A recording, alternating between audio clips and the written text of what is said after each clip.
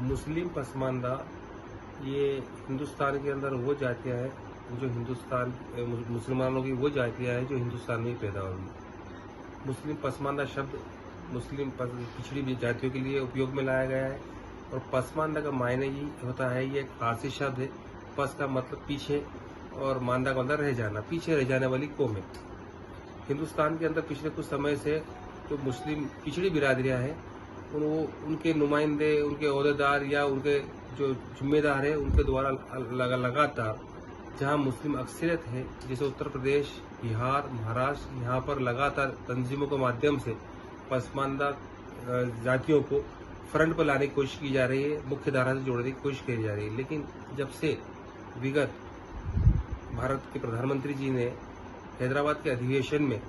पसमानदा शब्द का उपयोग किया है, तब से लगातार जितनी भी राजनीतिक दल है वो इसमें सक्रिय हो गए हैं।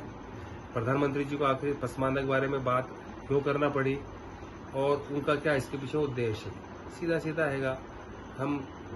यही चाहते हैं इसके अंदर कि पसमानदा मुस्लिम बिरादरी जिसके अंदर शेख, सैयद, मुगल, पठान ये चारों जो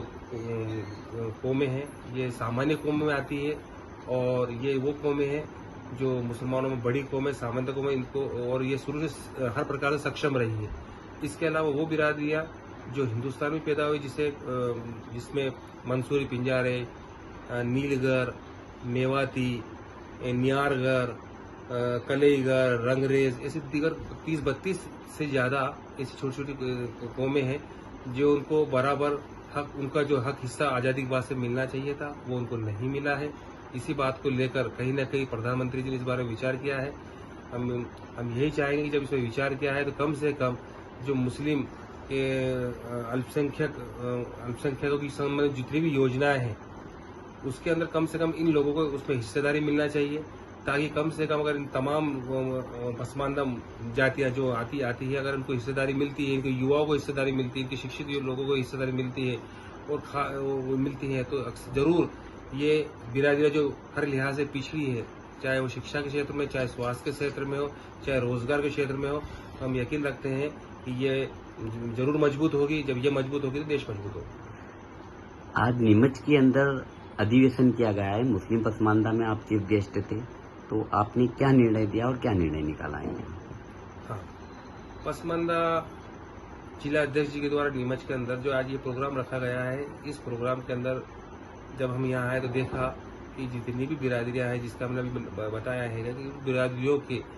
तमाम ओहदेदार, जिम्मेदार, जो कोई राष्ट्र का पदाधिकारी है, जो कोई प्रदेश का पदाधिकारी है, कोई जिले का पदाधिकारी है,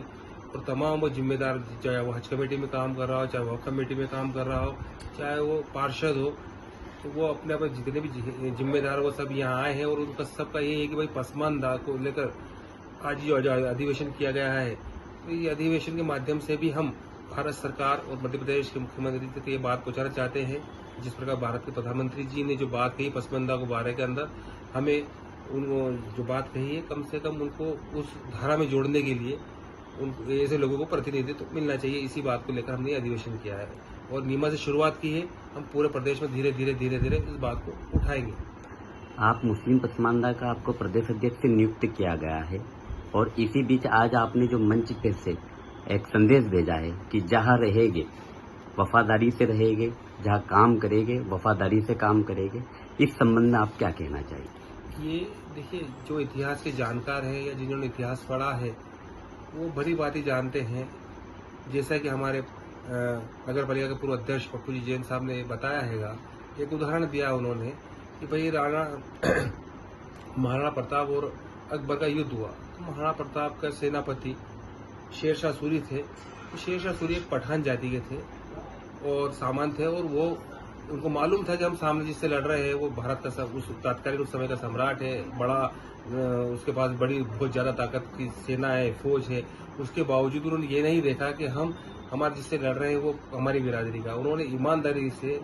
महाराणा प्रताप का साथ दिया और यह शहादत ही नहीं दिया, जबकि उनकी बिरादरी काफी लोग जो उसमें शामिल थे वो सबने उनको लड़ते हुए उन्होंने शहादत पाई है, शहीद हुए हैं। यहाँ तक कि शेरशाह सूरी के बारे में तो कहा जाता है कि जब उनका इंतकाल हुआ तब वो उनके हाथ में तलवार आखिरी दम तक रही है। तो ठीक है, मुस्लिम समाज के लोग हम जैसे जानते हैं कि चाहे झांसी की रानी हो,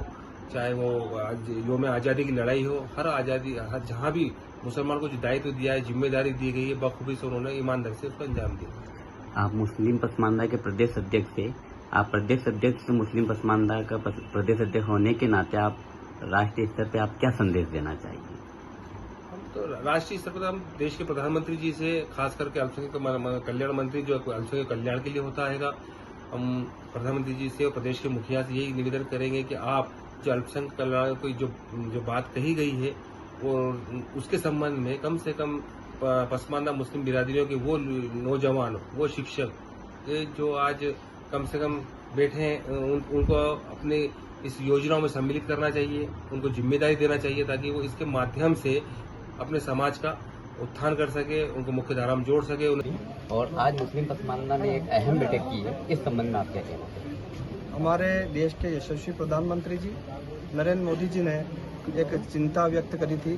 कि जो देश के अंदर मुस्लिम समाज की जो आबादी है उसका 80% मुस्लिम समाज जो पिछड़े वर्ग का है, जो अनुसूचित जाति वर्ग का है और जो गरीब है, उसके अंदर शिक्षा का अभाव है, उनके अच्छे स्वास्थ्य का अभाव है, उनको कैसे शिक्षित किया जा सके और उनके उस समाज को जो पिछड़ा हुआ है उसको किस तरह से मुस्लिम समाज की अग्रिम पंक्ति में लाया जाए, इसके लिए उन्होंने देशव्यापी कार्य प्रारंभ किया है। उसी कड़ी के अंदर जो पसमानदा मुस्लिम महासंघ के जिला अध्यक्ष भाई काबिल भाई हैं और सभी लोगों ने मिलकर आज ये बैठक आहूत करी कि ताकि इस बैठक के माध्यम से ऊपर तक संदेश जाए कि भाई जो समाज पिछड़ा हुआ है उसके लिए क्या क्या भारत सरकार की योजना है वो हमने यहाँ पर जानकारी दी है और आने वाले समय में मुस्लिम समाज को क्या क्या भारत सरकार से सुविधाएं मिलने वाली है। जैसे अभी वक्फ बोर्ड के अंदर जो संशोधन भारतीय जनता पार्टी ने लोकसभा के अंदर जो बिल पेश किया उसके अंदर दो मुख्य बातें रखी हुई थी। एक तो महिलाएं जो मुस्लिम समाज की है उनको प्रतिनिधित्व वक्फ बोर्ड में मिलना चाहिए, दूसरा जो ओबीसी वर्ग मुस्लिम समाज का है उसके भी प्रतिनिधित्व वक्फ बोर्ड में होना चाहिए।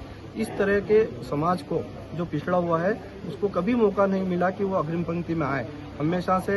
जो मुख्य धारा में जो लोग रहे हैं वो मैं समझता हूँ कि जो स्वर्ण मुस्लिम समाज है वो रहे हैं, इनको अशराफ कहते हैं, उन्हीं का एकाधिकार रहा है, लेकिन जो दबे कुचले हैं उनको भी प्रतिनिधित्व मिलना चाहिए। मोदी जी ने ये चिंता व्यक्त करी है। उसी दृष्टि से आज ये अहम बैठक हुई जिसमें हमारे वकील साहब सम्मिलित हुए। बहुत अच्छे विचार वकील साहब ने रखे हैं और मैं समझता हूँ कि ये देश में जब तक मुस्लिम समाज में जागृति लाने का नियमित से एक कदम आगे बढ़ेगा तो पूरे देश में जागृति आएगी और जो समाज पिछड़ा हुआ है वो आगे आएगा। वैसे मेरा निवेदन ये है कि कुछ मुस्लिम माइनॉरिटीज के अंदर एक ये चर्चाओं का विषय चल पड़ा है कि मुस्लिम पसमानदा का जब से गठन किया गया है, राष्ट्र कार्यकारिणी गठित की गई है, प्रदेश कार्यकारिणी गठित की गई है, इस संबंध में कुछ मुस्लिम समाज के माइनॉरिटीज जनरल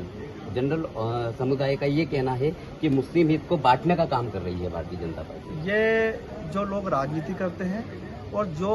70 साल से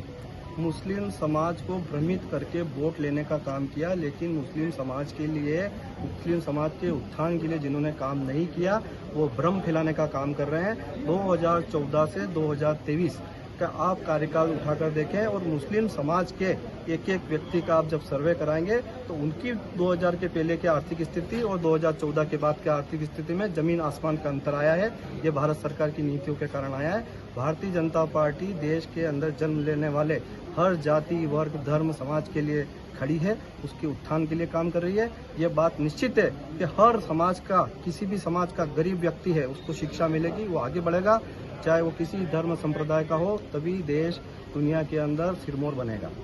भारत के प्रधान